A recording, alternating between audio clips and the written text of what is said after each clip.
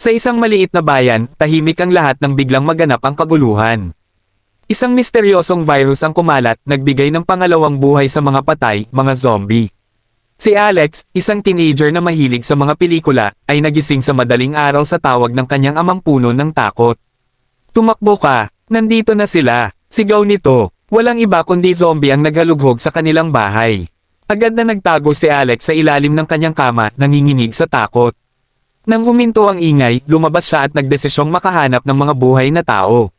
Sa kanyang paglalakbay, nakatagpo siya ng grupo ng mga kaibigan na nakatakas din mula sa panganib. Sama-sama silang nagplano para sa kanilang kaligtasan. Sa huli, nilabanan nila ang mga zombie at ginamit ang kanilang talino at lakas.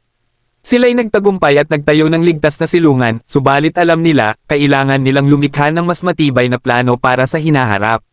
Habang nangangalaga sa isa't isa, humarap sila sa dilim at nagtaguyod ng pag-asa sa kabila ng panganib.